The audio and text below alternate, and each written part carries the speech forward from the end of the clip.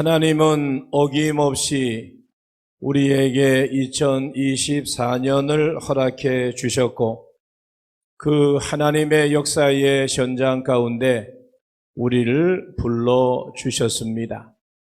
조금 전에 우리가 2023년에 1년의 과정을 영상으로 보았듯이 올 한 해도 하나님의 역사하심, 하나님의 통치하심, 하나님의 동행하심이 우리의 믿음과 신앙 안에 이어지게 되는 줄로 믿습니다. 오늘 말씀의 제목은 2024년을 계획하라. 그리하면 하나님이 인도하시리라. 오늘 약속의 말씀이 우리 모두에게 살아있는 하나님의 말씀으로 우리의 신앙과 심령에 심겨질 수 있기를 예수님의 이름으로 축원합니다. 우리는 지난 몇 년 동안에 코로나라고 하는 엄청난 바이러스 속에 숨을 죽이면서 살았습니다. 혹시나 하면서 마스크를 쓰고 사람 만나지 않고 손도 잡지 못하고 모이는 곳에 가지 못하고 그런 여러 가지 불편하고 힘들고 어려운 시간 속에 살아왔는데 이제 그 모든 일들은 역사 속으로 남긴 채로 또다시 새로운 새 2024년을 시작하게 되어졌습니다. 우리가 오늘 본 이 잠언 16장 9절 말씀을 보면 새해를 시작하는 우리들에게 주시는 하나님의 세미한 음성임을 믿고 다시 한번 여호와의 말씀 따라감으로 하나님의 은혜가 여러분 가운데 풍성하게 임할 수 있기를 예수님의 이름으로 축원합니다. 첫 번째로 2024년을 멋지게 계획해야 됩니다. 우리 인생이 어떤 존재인가? 우리는 항상 준비하는 존재입니다. 새해를 시작하면 사람들은 계획을 세우게 되죠. 여러분들 올해 여러분들의 계획이 무엇입니까? 어떤 계획을 세우셨습니까? 나는 아무 계획도 없습니다. 그렇게 혹여나 말씀하시는 분이 계시다라고 한다면 오늘 이 예배의 시간을 통해서 다시 한번 2024년을 계획하시고 하나님의 예비하심과 인도하심의 은혜가 넘쳐날 수 있기를 예수님의 이름으로 축원합니다. 학생은 학생 나름대로 계획을 세우죠. 교회는 교회 나름대로 교회 계획을 세우게 됩니다. 사업가는 사업가의 그런 사업의 계획을 세우게 되고 국가도 계획을 세우고 모든 사람은 세상을 살아가면서 계획을 세우고 출발하게 됩니다. 만약에 계획이 없는 인생이라고 한다면 그는 내일을 포기하는 기대가 없는 희망이 없는 그런 인생이 되고 마는 것입니다. 사랑하는 성도 여러분, 새해를 어떻게 살 것인가?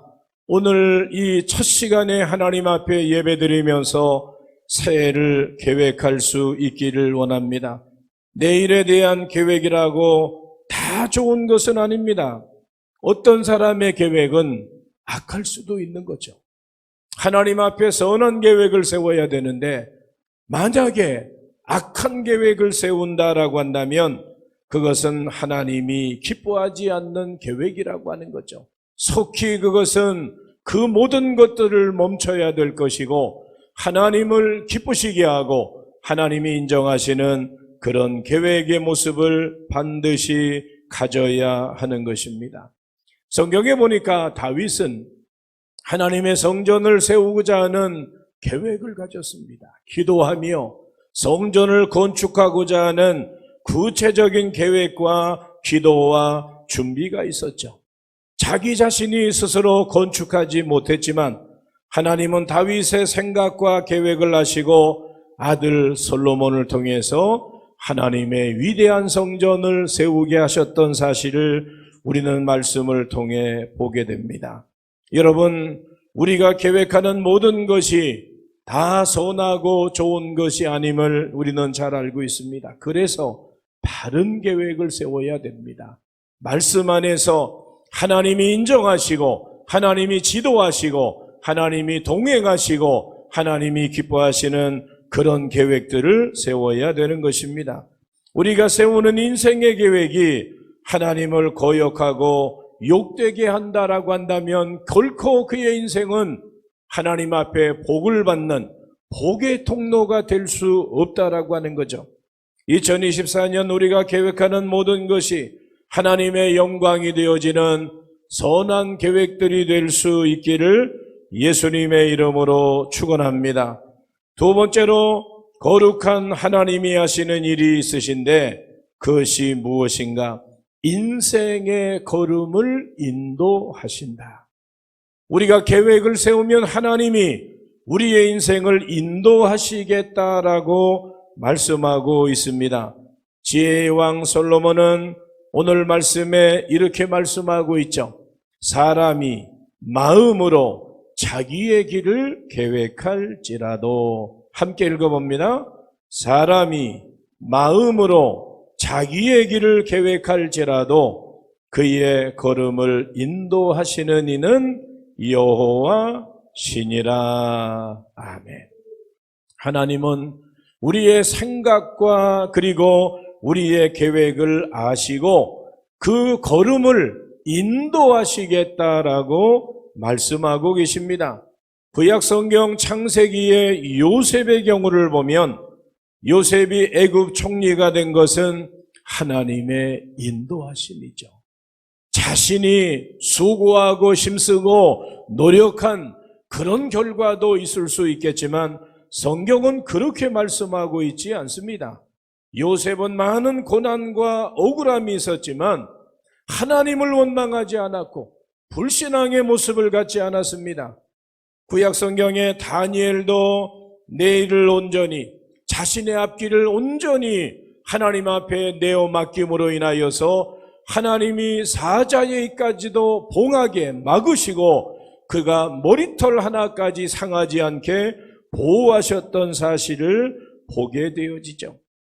자신을 시기하던 사람들의 함정을 알았지만 하나님을 바라보고 신뢰하고 내어 맡겼을 때에 기적의 하나님, 능력의 하나님, 지키시는 하나님, 보호하시는 하나님, 동행하시는 하나님의 은혜가 다니엘과 함께 했음을 믿습니다.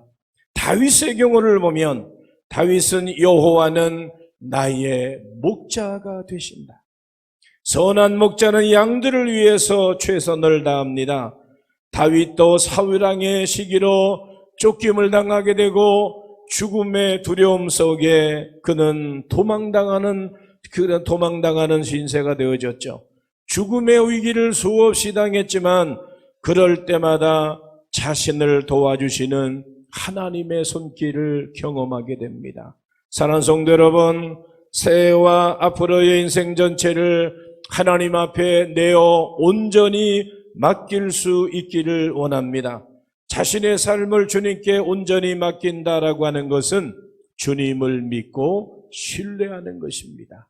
약속의 말씀을 먼저 앞세우고 순종하며 나가는 것입니다. 하나님은 그런 사람들을 통해서 하나님의 살아계심과 능력을 반드시 나타내 보여주는 줄로 믿습니다. 예수님은 마태복음 11장 28절 말씀에서 이렇게 말씀하고 계세요. 함께 읽어봅니다. 수고하고 무거운 짐진 자들아 다 내게로 오라. 내가 너희를 쉬게 하리라. 아멘. 새해를 시작하면서 우리 인생을 하나님 앞에 온전히 드려지는 축복의 해가 되어서 우리의 영혼뿐만 아니라 우리의 육신의 삶도 예수 그리스도의 이름으로 승리하는 복된 한 해 될 수 있기를 원합니다. 주님을 신뢰하는 최고의 방법이 무엇인가? 하나님을 예배하는 것이고 하나님을 찾고 무릎을 꿇고 기도하는 것입니다. 말씀을 통해서 보니까 모든 믿음의 사람들의 공통적인 특징 가운데 하나가 무엇인가 하면 하나님 앞에 무릎을 꿇었다라고 하는 것이고 여호와의 이름을 부르며 제단 쌓고 예배드렸다라고 하는 겁니다. 하나님은 예배를 통해 인생들에게 복을 주시는 분이십니다. 2024년 한 해 우리가 예배 중심의 신앙, 기도하는 신앙, 성전 중심의 신앙, 말씀 중심의 신앙을 통하여 축복의 통로가 될 수 있기를 예수님의 이름으로 축원합니다. 기도는 우리의 문제를 해결하는 열쇠를 얻는 것과 같습니다. 내일의 좋은 것을 계획할 수 있는 영안을 가지게 하고 하나님의 인도하심을 받게 하는 것입니다. 오늘 본문 말씀은 이렇게 말씀하고 있죠. 사람이 마음으로 자기의 길을 계획할지라도 그의 걸음을 인도하시는 이는 여호와 신이라. 우리가 건강 가지고 재물 가지고 나는 든든한 어떤 보장이 있다라고 하는 세상의 것 가지고 세상을 살아갈 것이 아니라 오늘 여호와 하나님을 의지할 때에 하나님이 심과 능력과 동행하심과 함께하심의 귀한 은혜가 우리 모두에게 있게 되는 줄로 믿습니다. 기도하는 자에게는 결코 실패가 없습니다. 하나님의 말씀에 순종하는 자에게는 하나님의 살아계심과 역사하심이 반드시 나타나게 되는 줄로 믿습니다. 오늘부터 시작되는 희망찬 2024년의 새해가 우리 인생의 희망찬 새해가 될 수 있기를 원하며 하나님의 기적과 은혜와 하나님의 약속의 복을 받아 누리는 복된 한 해 될 수 있기를 예수님의 이름으로 축원합니다. 기도하겠습니다. 하나님 감사합니다. 새로운 새해를 시작하게 하시고 첫날 첫 시간 주님 앞에 나와 우리 모두가 제단 쌓고 하나님의 인도하심을 따라 살아가기를 원하며 인생의 계획, 우리의 수고, 우리의 노력이 중요한 것이 아니라 그의 걸음을 인도하시는 이는 여호와이심을 믿고 우리가 여호와의 말씀 따라 살아가게 하시며 말씀 의지하며 성령의 인도하심 따라 살아가게 하시고 우리의 연약함을 기도하며 주의 뜻 가운데 거할 수 있는 거룩한 신앙과 삶으로 우리의 걸음걸음 인도하여 주시옵소서. 감사드리며 예수님의 이름으로 기도하옵나이다. 아멘.